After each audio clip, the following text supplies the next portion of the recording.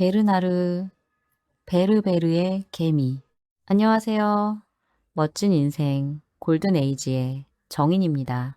오늘은 개미라는 소재로 전 세계를 매료시킨 작가 베르나르 베르베르의 개미에 대한 관찰을 바탕으로 한 이야기를 들려드리려고 합니다. 이토록 방대한 소설 이야기를 쓰기 위해서 작가는 얼마나 많은 시간 동안 개미들의 행태와 습성을 연구하고 이렇게나 많은 것들을 알기 위해 얼마나 많은 시간을 할애했을까요? 감히 가늠해 보건대 여느 곤충학 박사와 견줄 만큼이 아닐까 생각해 봅니다.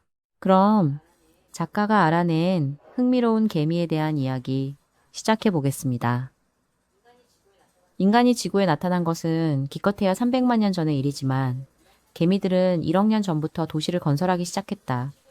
이 도시들은 갈수록 규모가 커져서 수천만 마리의 개체를 수용하는 거대한 돔의 형태를 띠기도 했다. 그런데 개미들이 선택한 생존 전략을 살펴보면 어떤 것들은 인간 문명의 현재 수준에 비추어 볼 때 아주 이상하게 느껴진다. 우선 개미들은 대부분 암수의 구별이 없다. 생식을 담당하는 암개미와 수개미는 사회의 전체 구성원 가운데 아주 작은 부분을 차지할 뿐이다. 수개미들은 결혼 비행을 하면서 암개미에게 정자를 주고 나면 모두 죽어버리고 정자를 받은 암개미는 여왕개미가 된다. 그 뒤로는 여왕개미 혼자서 계속 알을 낳는다. 여왕개미는 공동체의 상황을 언제나 훤히 꿰고 있기 때문에 공동체가 필요로 하는 개체들을 양과 질의 측면에서 정확하게 제공한다. 따라서 각각의 개체는 역할이 미리 정해진 채로 태어난다. 개미 사회에는 실업이나 가난, 사유, 재산, 경찰 따위가 존재하지 않는다. 위계 제도나 정치 권력도 없다. 개미 사회는 아이디어 공화국이다. 나이나 역할에 관계없이 저마다 사회 전체를 위한 아이디어를 낼 수 있다. 발상이 좋고 정보가 정확하다면 어느 구성원이 내놓은 의견이든 온 공동체가 그것을 따른다. 개미들은 농사를 짓는다. 개미집 안에 마련되어 있는 버섯 재배실이 그것을 말해준다. 어떤 개미들은 장미나무에서 진딧물을 방목한다. 개미들의 세계에도 목축이라는 개념이 있는 셈이다. 어떤 개미들은 도구를 사용하기도 한다. 나뭇잎 2장을 꿰매어 천막을 치는 개미들의 경우에서 그 점을 확인할 수 있다. 개미들에게는 화학이라는 개념도 있다. 항생작용을 하는 침을 이용해서 애벌레들을 보살피고 개미산으로 적을 공격하고 있으니 말이다.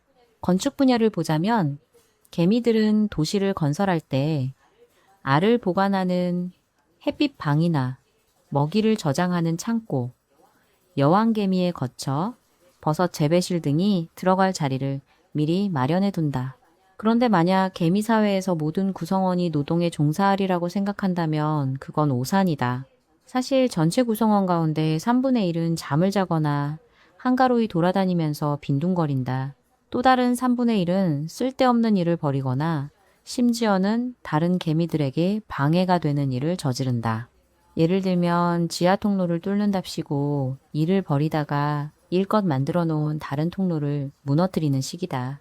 나머지 3분의 1은 앞서 말한 사고뭉치들의 실수를 바로잡으면서 도시를 제대로 건설하고 관리해 나간다.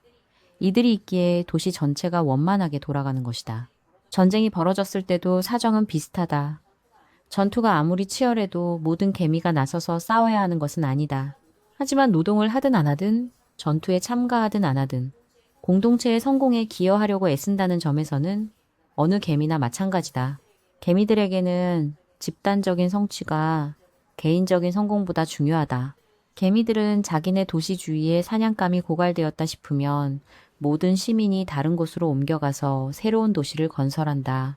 그럼으로써 개미들의 도시와 자연 사이에 균형이 이루어진다. 개미들은 환경을 파괴하지 않고 오히려 땅속에 공기가 통하게 하고 꽃가루가 널리 퍼져 나가게 하는데 기여한다. 개미들은 성공한 사회적 동물의 본보기를 제시한다. 개미들은 사막에서 북극에 이르기까지 모든 생물학적 환경을 차지했다. 개미들은 히로시마와 나가사키에 원자폭탄이 떨어졌을 때도 살아남았다. 개미들은 저희끼리 서로 방해하지 않고 지구와 완벽한 조화를 이루면서 살아간다.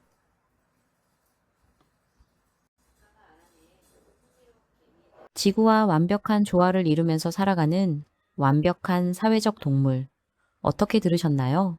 이 작은 생명체가 우리 인간에게 시사하는 점이 참 많다는 것에 착안해서 작가는 소설로 발전시킨 게 아닐까 생각해 봅니다. 그의 이런 발상이 통한 건지 소설 개미는 전 세계적으로 200만 부 넘게 판매가 되었습니다. 흥미로운 사실은 그 200만 부 가운데 절반이 넘는 100만 부 이상이 대한민국에서 판매되었다는 사실입니다. 한국에서의 흥행에 힘입어 본국, 프랑스에서도 다시 한번 인기를 얻었던 소설이기도 하니 베르나르 베르베르 자신에게도 한국은 특별한 의미가 있는 나라이겠구나 싶습니다. 그래서인지 그의 후속작 혹은 그가 남긴 많은 글들 가운데는 한국에 대한 이야기를 어렵지 않게 찾아볼 수 있습니다.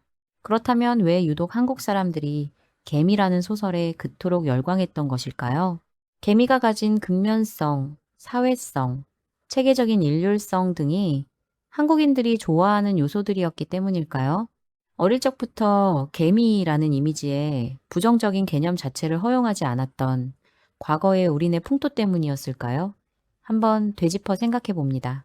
들어주셔서 감사합니다. 오늘도 깊은 밤, 골든에이지였습니다.